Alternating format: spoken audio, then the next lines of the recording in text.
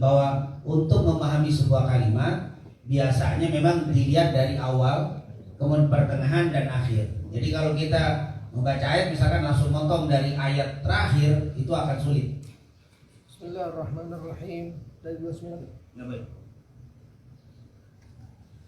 وإن كنتن تردن الله ورسوله والدار الآخرة فإن الله أعد للمحسنات منكن أجرا عظيما يا نساء النبي من يأتي منكن بفاحشة مبينة يضاعف العذاب ضعفين وكان ذلك على الله يسيرا ومن يقنط منكن لله ورسوله وتعمل صالحا نؤتها أجرها مرتين وأعتدنا لها رزقا كريما يا نساء النبي لستن كأحد من النساء إن التقيتن ولا تخضعن بالقول فيطمع الذي في قلبه مرض وقلن قولا معروفا وقرنا في بيوتكن ولا تبرجن تبرج الجاهلية الأولى وأقمنا الصلاة وآتينا الزكاة وأطعنا الله ورسوله إنما يريد الله ليذهب عنكم الرجس أهل البيت ويطهركم تطهيرا.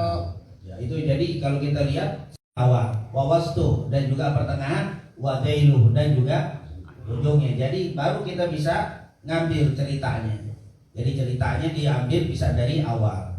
Dikatakan oleh beliau, ini wasilah li ta'yini ma urida minhu. Kalau kita baca dari Sadrul Kalam, wawastu wadailuh akan membantu kita untuk memahami apa maksud dari ayat tersebut. Lakinnahu akan tetapi hujjah itu akan jadi dalil tuh kuat. Idza lam yakum dalilun, kalau tidak ada dalil aqwa yang lebih kuat ala khilafi yang bertentangan dengan yang disebutkan. Jadi kata beliau, kalau nggak ada dalil yang lain, udah cukup ini adalah istri-istri Nabi, yaitu yang nama yuridullah yudhiba ankum rijsa ahlil bait wa yutahhirukum tathira. Ini ayat turun untuk para istri Nabi kalau tidak ada dalil yang kuat. Kenapa? Dilihat dari awal kalamnya itu memang berbicara tentang para istri, jadi nyambung. Cuman sayang kata beliau di sini ada dalil yang lebih kuat yang menolak apa pemahaman itu kata beliau.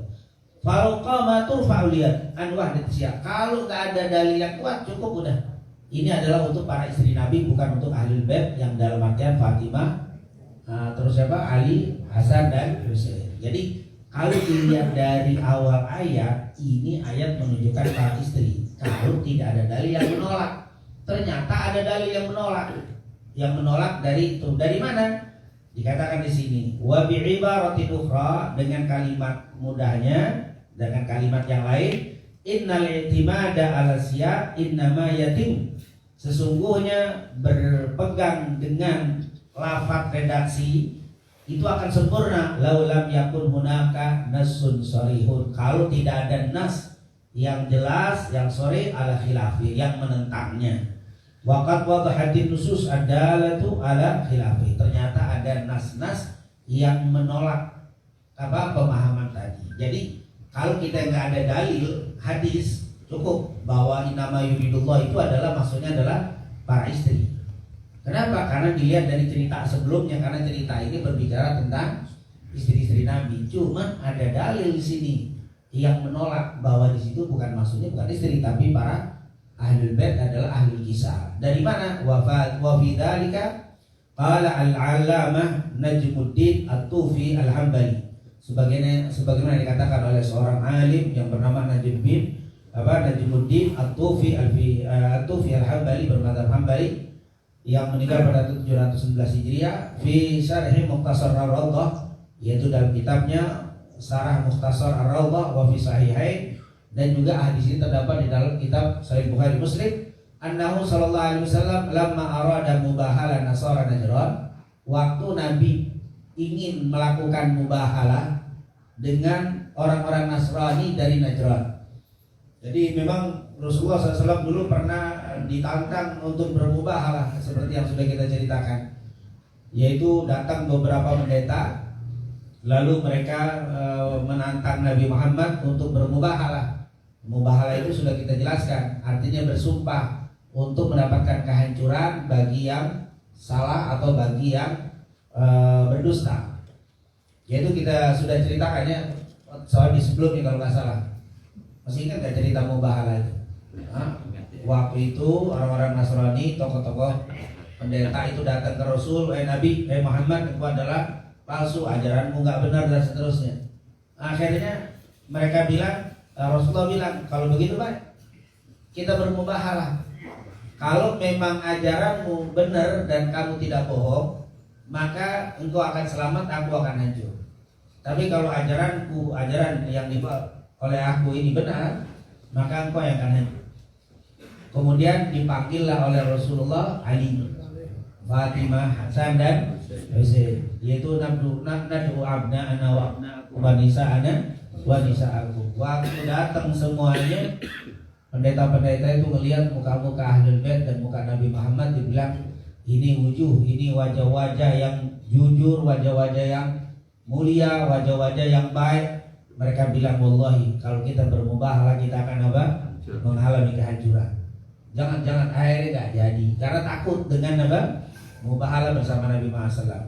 Nah ini dia di sini lama arada mubahalah Nasrani Najran, ketika hendak terjadi atau mubahalah dengan orang-orang Nasrani Najran, syamalaha ula'il madhkuri, disebutkan atau secara sempurna Fatimah, Hasan, Ali dan Husain, semuanya disebutkan bikisah, yaitu diliputi di apa? Syamal di kan apa?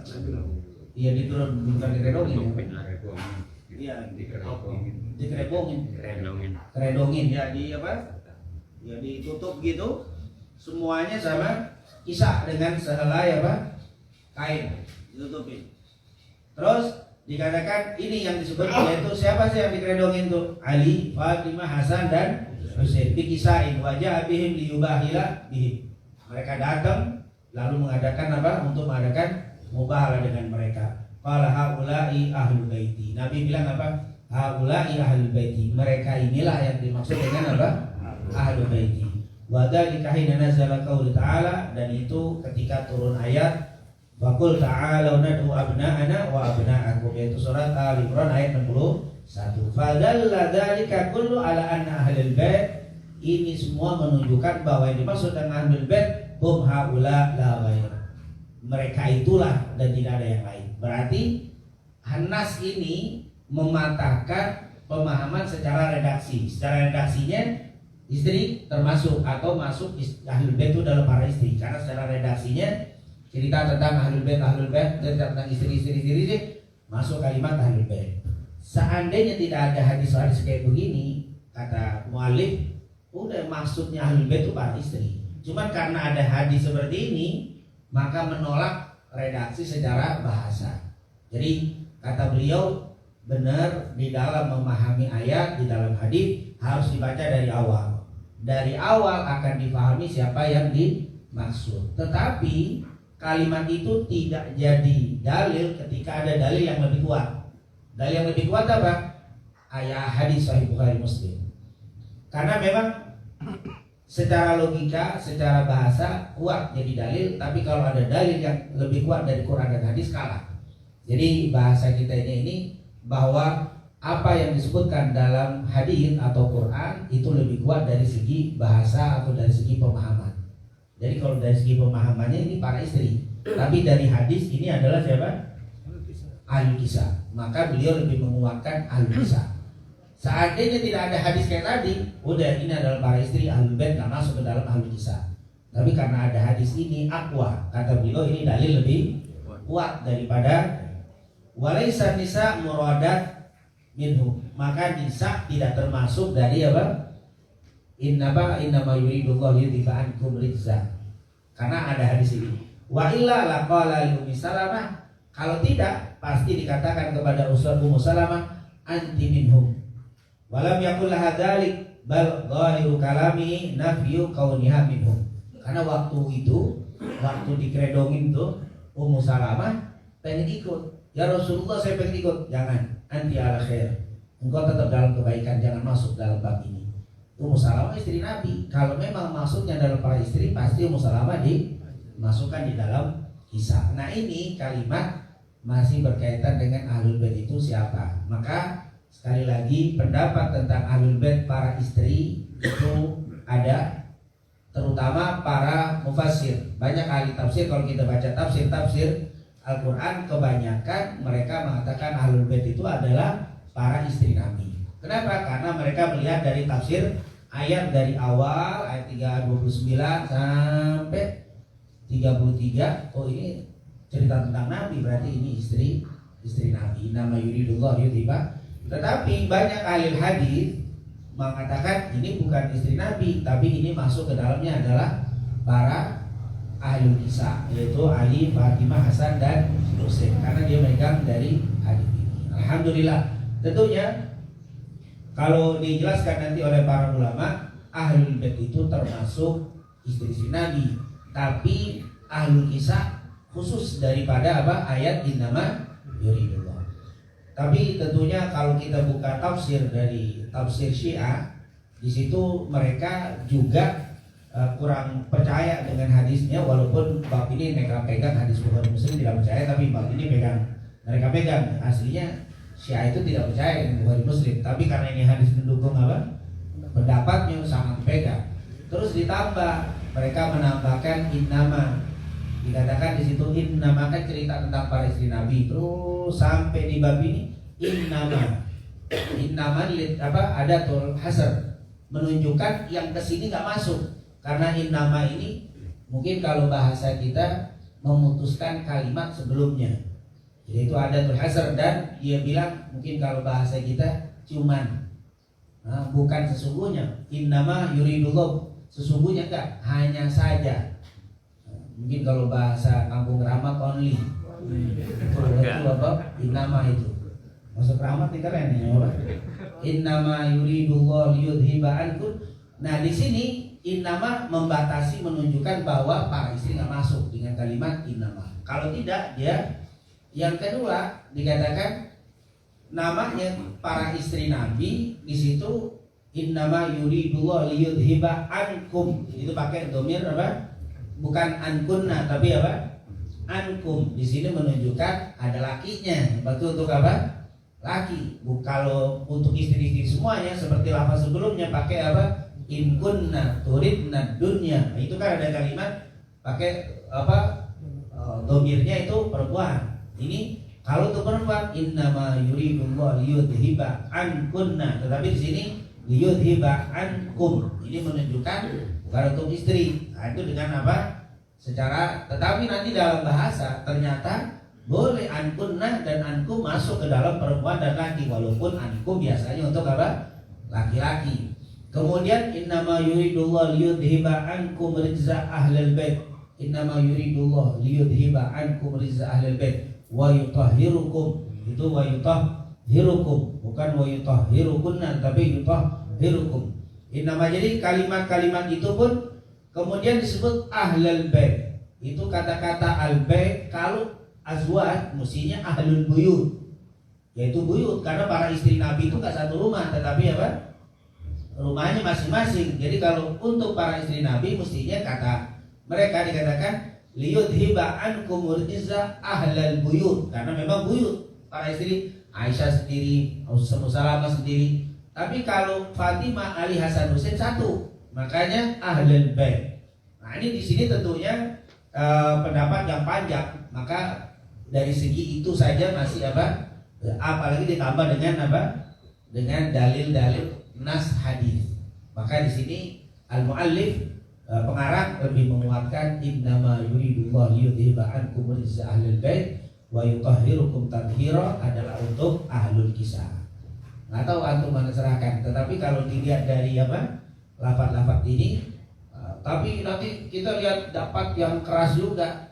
Ada yang mengatakan innama yuridullah liyudhiba rijza ahlul bait, ahlul kisah. Syiah itu mengeluarkan para istri dari nanti padahal ada nanti masuk ke dalam ahlul bait, nanti ada kalimat ahlul bait, di situ sepakat para istri masuk ke dalam kalimat ahlul bait, dan kita disuruh berdoa untuk para istri Nabi dengan kalimat Allahumma sholli ala Muhammad wa ala ali Muhammad. Al itu masuk nanti kepada para istri. Jadi alhamdulillah, walaupun pagi-pagi agak ngejelimet, karena ini memang kalimat ini sangat panjang di dalam bab urusan siapa yang dimaksud dengan ahlul bait. Bahkan nanti masuk ke dalam ahlul bait ada yang menerjemahkan sebagai al-muttaqin, yaitu orang-orang yang bertakwa adalah ahlul bait Nabi Muhammad. Seperti Salman minna ahlul bait.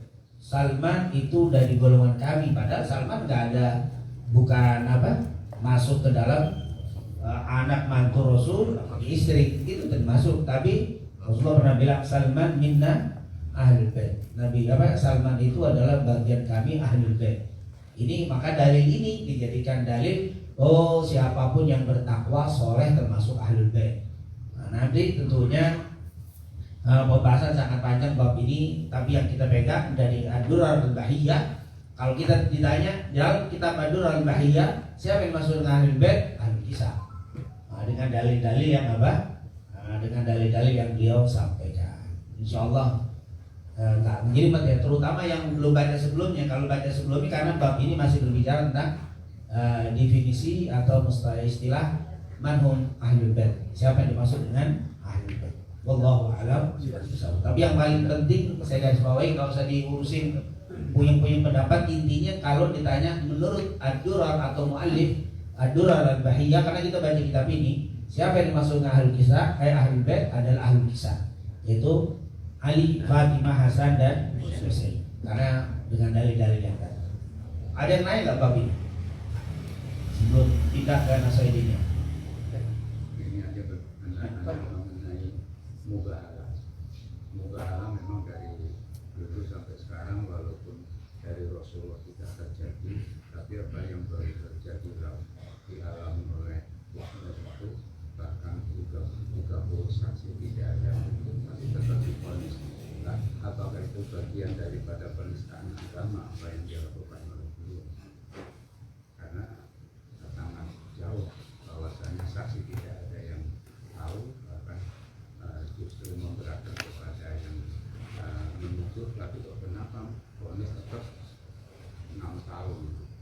Nah, di sini yang anak tanyakan, apakah mubahalah itu kan pernah mau dilakukan oleh Nabi, walaupun jadi apakah itu bagian penistaan agama? Karena kalau melaksanakan itu, beliau kan udah mengajak, ayo siapa yang berani mubahalah, tapi satu pun nggak ada yang terjadi, nggak ada yang mau.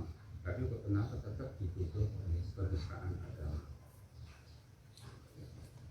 yang menurut pemerintah. Ya hakim yang Ya memang sekarang ini mubahalah memang yang pertama tentunya di dalam Islam itu ada yang namanya qasam, ada sumpah.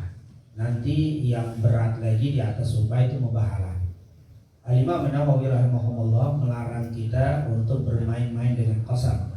Kata Imam Nawawi, terutama dalam bab urusan dunia. Seandainya benar, kata Imam Nawawi, saya tetap tidak akan pernah menggunakan qasam untuk urusan dunia. Misalkan kita jual kacamata, ini kacamata paling murah yang pernah kita dapat, terus kita nggak boleh. Kata Imam Nawawi, jangan wallahi, ini kacamata murah banget. Oh ini kata Imam Nawawi dalam bab dunia jangan suka menggunakan qasam urusan dunia, karena segede-gede dunia kayaknya pakai nama Allah kayaknya kurang Nah, kalau murah-murah aja nggak usah pakai kalimat wallahi. Nah, kecuali urusannya berbahaya. Kalau dia berbahaya boleh baru pakai qasam untuk membahayakan dirinya atau bisa membahayakan keluarganya, membahayakan jiwanya, itu boleh pakai qasam. Kemudian kalau mubahalah, nah ini lebih lagi. Kalau nggak terdesak banget jangan. Tapi kalau memang terdesak berkaitan dengan keselamatan jiwanya, keselamatan keluarganya, apalagi keselamatan agamanya, maka saat itu boleh dia mubahalah. Jadi mubahalah ini apakah bisa terjadi dan langsung kena? Itu kebanyakan ulama kena di dunia sebelum di akhirat. Makanya orang-orang Nasrani Najran dibilang, ini kalau kamu tetap mubahalah nanti di dunia nggak ada lagi orang Nasrani.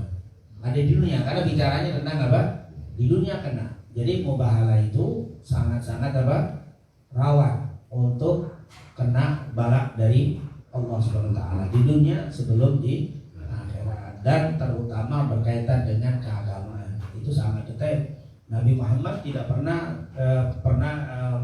kejadian mubahalah kecuali di saat Rasulullah dituduh sebagai pendusta oleh pendeta-pendeta atau Nasrani Najran. Tapi saat Nabi disakiti, saat Nabi mubahalah itu tidak pernah terjadi. Nah, dan yang kedua, mubahalah itu ketika kita dituntut untuk membuktikan kebenaran. Jadi bisa terjadi. Misalkan kita dituduh mencuri atau dituduh berzina atau dituduh berbohong, di saat itu baru ada mubahalah. Tapi kalau kita mau menunjukkan kebenaran sendiri tanpa ditantang, nggak boleh mubahalah. Saya benar, ayo mubahalah. Oh itu apa? Dikit-dikit ngajak orang mubahalah padahal orang tidak meragukan tentang apa atau tidak mempertanyakan. Nah, ini tentunya tidak perlu. Jadi mubahalah itu ditawarkan ketika terjadi penantangan. Nah, jadi kalau ada penantang, nah, kemudian kasus di kita banyak mubahalah itu mereka tidak berani tapi dihukum tentu dihukum. Itu hal yang sudah hal-hal di sini begitu deh. Nah ini tentunya banyak terjadi seperti itu. Dan saat itu yang nuduh yang menetapkan hukum nggak kena akibat, kena akibat itu nggak mesti langsung. Yang pertama, yang kedua nggak mesti secara dohir. Dohirnya biasa-biasa aja, nggak ketabrak truk, nggak kejatuhan atau ketabrak helikopter. Kan mubahalah serem-serem biasanya.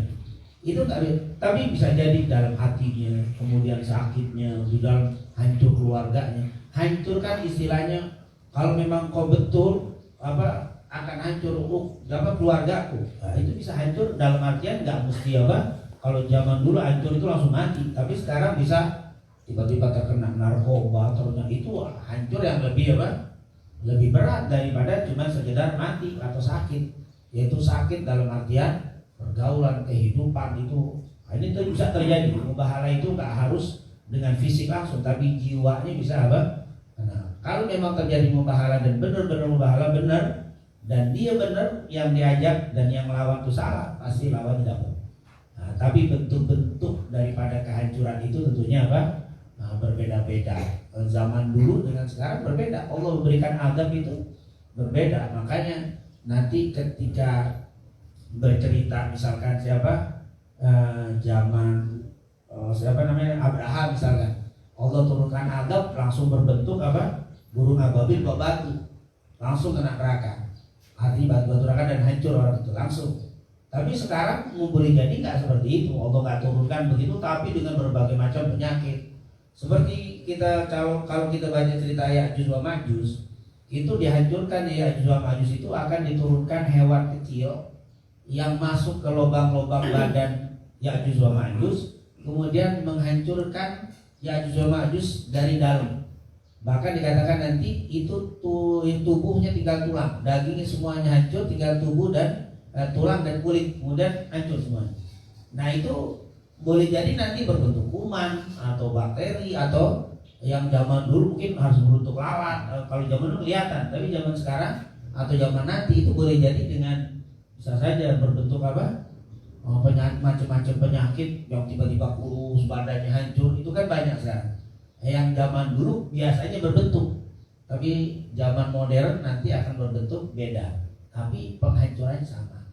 Jadi mubahalah itu sekali lagi tidak harus mati, ketabrak. Boleh jadi dia nggak mati, ketabrak, tapi anaknya tiba-tiba menjadi bala untuk dia, istrinya, macam-macam. Ini bisa terjadi. Jadi kalau kita lihat tidak terlihat, boleh jadi belum terlihat, boleh jadi terlihat, tapi bukan bentuk musibah yang matikan secara langsung, tapi dengan perlahan. Dan itu lebih nyakit daripada mati sekaligus. Kredit matinya kan. Insya Allah Allah selamatkan, dan sekali lagi kita diselamatkan dari mubahalah yang membahayakan diri kita. Amin ya rabbal alamin. Alaika bitaqwallahi fi sirri wa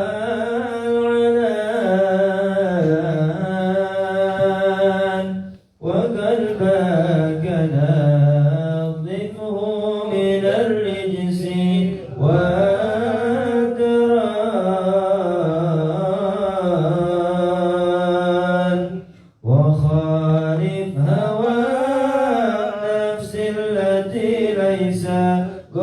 قصدها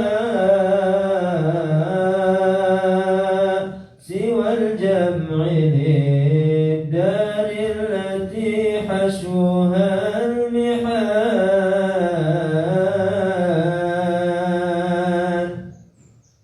وأصحاب ذوي المعروف والعلم والهدى وجانب ولا تصحب هديت من افتتان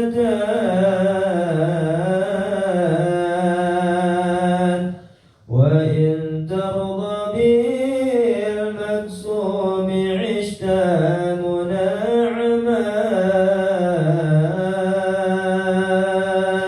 وإن لم تكن ترضى به عشت في حزان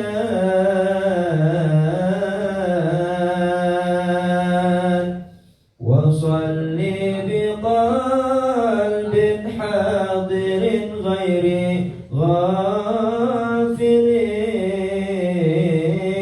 غافلين ولا تلهو عن ذكر المقابر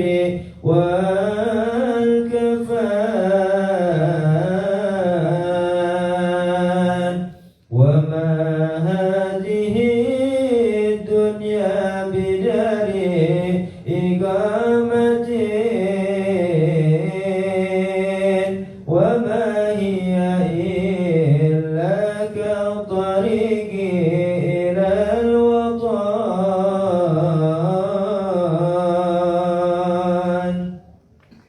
وما الدار إلا جنة لمن اتقى ونار لمن لم يتق الله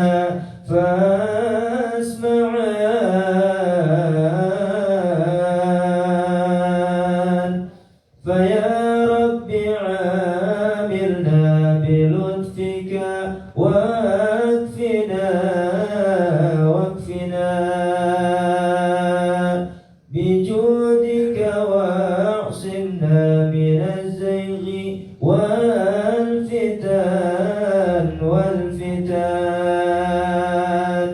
ووفق وسدد واصلح الكل واهدنا لسنة خير الخلق والسيد الحسن عليه صلاة الله ثم سلامه صلاة وتسليما إلى آخر الزمان والحمد لله رب العالمين. Kitab Nasaih Ad-Diniyah cetakan Darul Kutub Al-Islamiyah halaman 281. Qala al-musannif rahimahullahu ta'ala wa nafa'ana bihi wa bi'ulumihi fid dharain amin. Radhiyallahu ta'ala ankum ila an qala wa haqqul jari 'azimun wal ihsanu ilayhi min ahammil muhimmati fid din wa la yatimul ihsanu illa bikaffil adha anhu wa ihtimalul adha minhu in adaka ma'a istina'il ma'rufi wa badlil ihsani ilaihi hasbul istita'ati wa dhalika wasafa kullu mu'minin kamilil iman kama qala alaihi salatu wassalam ahsin mujawarata man jawaraka takun mu'minan. Kemudian sebentar kita baca sedikit dari nasihat Habib Abdullah bin Haddad di dalam kitab Nasaih Diniyahnya, masih berbicara tentang berbuat baik dengan tetangga. Qala al-mu'allif rahimahullah wa nafa'ana bi fid dharain amin. Wa haqqul jari, dan hak tetangga itu azim, merupakan hal yang sangat agung. Artinya kita disuruh untuk berbuat baik dengan tetangga, itu hal yang sangat luar biasa dalam Islam. Jadi jangan diremehkan untuk berbuat baik dengan tetangga. Wal ihsanu ilaihi min ahammil muhimmati fiddin. Wal ihsanu ilaihi, dan berbuat baik dengan tetangga min ahammil muhimmat, dari bagian atau dari salah satu ajaran yang sangat penting di dalam urusan agama. Ya, salah satu ajaran yang sangat luar biasa, yang sangat penting untuk kita perhatikan adalah di dalam bab berbuat baik dengan tetangga. Wala yatimmu al-ihsanu illa bikafil ada anhu, dan tidak sempurna berbuat baik dengan tetangga kecuali dengan bikafil ada, yaitu menghilangkan gangguan kepada apa? Kepada tetangga. Hilangin, jangan sampai ganggu, jangan sampai bikin puyeng tetangga, baik dengan perbuatan kita atau dengan suara bising kita yang mengganggu kehidupan tetangga. Ini kita luar biasa. Kadang-kadang ada orang ibadahnya masya Allah, sholatnya nggak pernah lepas, tapi sama tetangga menggelit. Itu orang sono. Kalau orang Jakarta sih masya Allah, kan? Sangat sangat luar biasa sama tetangga. Jadi bising, jangankan bising nyanyi, bising baca Quran aja nggak boleh. Kita pakai mic sekarang, suaranya apa? Sampai jam 2 malam antum nggak bisa tidur, baca aja pakai apa? Gua jago sidah lagi, pakai mic. Itu kan masya Allah suara qasidah, siapa yang bilang jelek? Tapi apa? Ganggu, itu berarti apa? Nggak bisa. Kata Haddad, jangan ganggu. Mestinya kita bikafil ada, kita mestinya jangan menghilangkan apa? Jangan sampai membuat gangguan kepada mereka. Ini tentunya, tapi tentunya di sini juga suara-suara yang memang mengganggu. Tapi kalau suara-suara itu normal, tapi dia merasa terganggu, kan ada juga. Misalkan jam segini kita baca ayat atau kita baca hadis atau baca kitab, suara kedengeran, tetangga terganggu lagi tidur. Nah ini tentunya yang terganggu yang apa? Yang harus baca Quran, sholawatnya berhenti, apa yang tidur apa? Biar pada tidur terus. Nah, ini lain, dia terganggunya memang apa? Nggak normal. Jam-jam segini dibilang apa? Ganggu banget itu, pikir. Sebenarnya nggak mengganggu, dianya memang yang apa? Kayak setan. Kita kan kalau baca zikir terganggu terus kapan aja. Tapi kalau zikir jam 2 malam wajar. Tapi kalau badan maghrib ada zikir kedengeran, nah itu nggak bisa dibilang apa? Mengganggu. Jadi kondisi mengganggu pun kadang-kadang kita semua yang ganggu. Nah ini tentunya wahtimalil adza minhu in adza, dan sabar. Ihtimalil adza, sabarin deh kalau dia memang apa? Bikin gangguan sama kita. Itu memang kitanya kadang-kadang udah berusaha baik, tetangganya apa? Menggelit. Ada yang satu sisi, kadang-kadang kita sendiri, kadang-kadang apa? Kita sudah berusaha bagus, kadang-kadang tetangga tidak bagus. Artinya kalau Haddad, kamu kalau bertetangga jangan ganggu orang. Tapi kalau kadang-kadang walaupun kamu sudah berusaha tidak mengganggu, kadang-kadang ada tetangga yang mengganggumu, maka sabar. Ihtimalil adza, yaitu kita apa? Bersabar membawa gangguan in adza jika dia mengganggumu, jika dia mengeluarkan gangguan untukmu. Ma'a istina'il ma'rufi, dengan berbuat baik, wa badilil ihsan ilaih, dan mengeluarkan semaksimal mungkin kebaikan untuknya, tentunya sesuai dengan istita'ah, sesuai dengan apa? Kemampuan. Insyaallah kita semua diberikan kemampuan untuk bisa menahan sabar ketika ada tetangga yang kurang menjalankan syariat Nabi Muhammad SAW. Wadzalika wasfu kulli mu'minin kamilil imani, itu semua merupakan sifat orang mukmin yang sempurna imannya. Kalau memang bisa menjaga untuk tidak mengganggu tetangga dan sabar kalau diganggu, itu sifat orang mukmin kamilil iman. Wah itu imannya yang apa? Sempurna. Kama qala alaihi salatu wassalam, sebagaimana dikatakan oleh Nabi kita Nabi Muhammad SAW, ahsin mujawarah, berbuat baiklah dalam bertetangga. Manjawarah, siapa yang menjadi tetanggamu, takun mu'minan, niscaya kamu akan menjadi seorang mukmin. Artinya berbuat baiklah saat kamu bertetangga dan kepada siapa yang ada di sebelahmu di dalam rumahmu. Kalau kau melakukan itu, takun mu'minan. Di dalam riwayat yang lain, takun musliman. Maksud mukminan apa? Apakah kalau nggak sabar sama tetangga atau suka ganggu tetangga tidak beriman? Tidak. Tapi kata-kata takun mukminan, mukminan kamilan iman, yaitu orang yang apa? Sempurna imannya. Tadi kalimat tidak beriman di dalam hadis jangan diterjemahkan kafir. La yu'minu ahadukum hatta yuhibba li akhihi ma yuhibbu li nafsihi. Jadi kalau nggak mencintai saudara seperti dirinya kafir. Enggak, kata-kata la yu'minu la yu'minu imanan kamilan. Rasulullah mengatakan la yu'minu ahadukum hatta akuna habba ilaih min walidi wa walad. Kalimat la yu'minu ahadukum bukan kafir. Kalau tidak mencintai Nabi melebihi daripada orang tuanya, anaknya, bahkan seluruh manusia. Maksudnya la yu'minu imanan kamilan. Begitu juga ini takun mukminan, mukminan maksudnya di sini adalah kamil iman, yaitu sempurna imannya. Jadi kalau ada orang yang tidak bisa menghormati atau menjaga kebaikan tetangganya, kata Rasulullah, imannya belum sempurna. Kalau belum bisa menahan sabar ketika tetangganya itu mengganggu, maka belum sempurna iman. Semakin dia kuat menjaga, semakin kuat imannya. Tentunya ini sesuai dengan kemampuan, dan tentunya kita lihat gangguan di sini maksudnya adalah gangguan yang berkaitan dengan dunia. Tapi kalau berkaitan dengan agama sebenarnya nggak ada perintah sabar. Kita ada orang ganggu agama jangan bilang sabar. Tetangga kita jelek-jelekin Nabi dulu sabar. Oh itu lain itu nggak boleh sabar kalau apa keislaman yang dilecehkan, Al-Quran dihina, Nabi direndahkan, Islam dicaci maki, itu nggak boleh kita sabar. Tetangga kita ini, dia balik caci maki Nabi, dia balik nginjek-nginjek Quran, sabar gitu. Semakin sabar semakin apa? Takun mu'minan. Bukan begitu, itu urusan agama. Kalau urusan agama harus apa?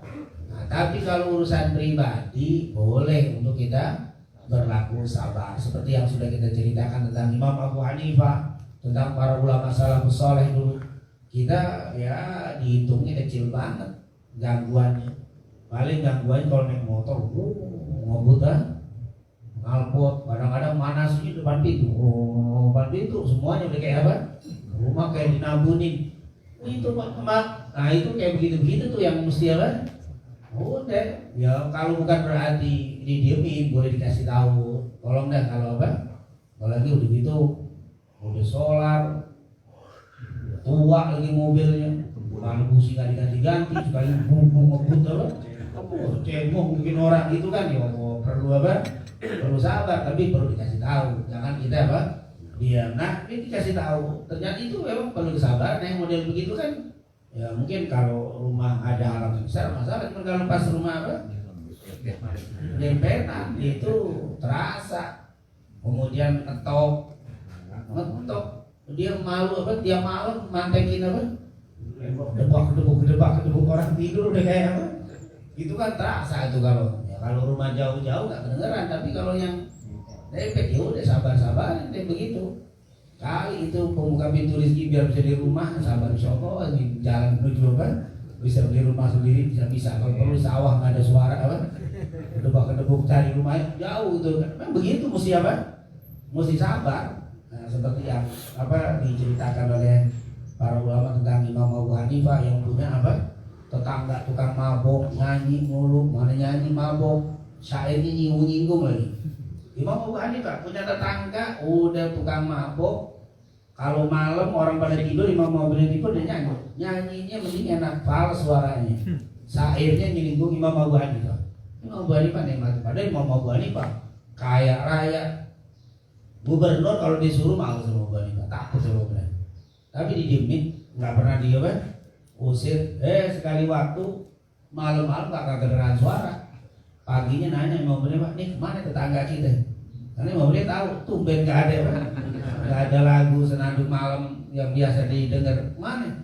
Penjara. Semalam ditangkap sama polisi. Langsung Imam Abu Hanifah bawa makanan, bawa apa, datang ke penjara. Datang jenguk si penjara yang anak muda ini, ngeliat Abu Hanifah kaget. Kata dia, keluarga saya kagak ada yang jenguk, dia jenguk. Nah, keluarga udah pada enak dia. Kalau basit syukurin, tangkap itu. Musain mulu tuh anak. Nah Imam Abu Hanifah datang, langsung bawa apa? Makanan deh, seperti orang keluarga sendiri jenguk. Ada tanya, wahai Abu Hanifah, ada apa kau datang seperti ini? Bukankah kau yang paling terganggu dengan nyanyianku, terganggu dengan ulatku? Tentang keluarga aku sendiri gak ada yang datang. Kok kau datang duluan? Engkau adalah tetanggaku. Engkau adalah, kalau ada apa-apa Allah nanya, aku yang pertama ditanya. Engkau adalah tetanggaku. Jadi aku datang bukan kenapa, karena kau adalah tetanggaku. Ya Allah, si siapa? Si anak itu apa yang buat ngeledek apa di pinggir mobil. Disuruh tuanin masih. Ngajar ngeledek ya bang, nyukurin gitu kan, didatang kan. Nggak tahu nggak berapa lama itu anak keluar, datang kepala kepolisian, Surti datang keluar. Si pemuda tadi, kenapa aku dikeluarkan? Buru gubernur sudah ngeluarin, ambil sudah ngeluarin. Dari kau bisa ngeluarin, dari saya nggak ambil kenal sama saya. Abu Hanifah jadi apa? Jadi bahasanya saya jaminannya dia. Kaget dia, baru dia taubat, dia datang ke Imam Abu Hanifah dan belajar, akhirnya jadi apa? Jadi murid yang luar biasa. Itu kalau kita mah tetangga begitu, alhamdulillah. Kemana pulang takut, masya Allah. Kita pun kalau lain biar jadi apa? Kalau perlu bukannya masuk menjadi ahli sijin. Kalau sijin itu masuk bisa keluar, tapi kalau menjadi ahli udah apa? Udah nggak keluar deh, istiqomah. Tapi Imam Abu Hanifah pakai begitu. Alhamdulillah gangguan yang ada di tetangga kita nggak kayak apa? Ya padahal sekelas Imam Abu Hanifah. Wah ini masih kayak begitu. Insya Allah kita punya tetangga orang-orang baik dan kita bisa bersabar kalau ada gangguan dari mereka. Amin ya rabbal alamin. يا ربنا اعترفنا بأننا اعترفنا وأننا أسرفنا على الله أشرفنا فتب علينا توبة تغسل كل حوبة واستر لنا عوراتي وآمن الرعاني واغفر لوالدينا ربي ومولودينا والأهل والإخوان وسائر الخلان وكل ذي محبة أو جيرة أو صحبة والمسلمين أجمعين.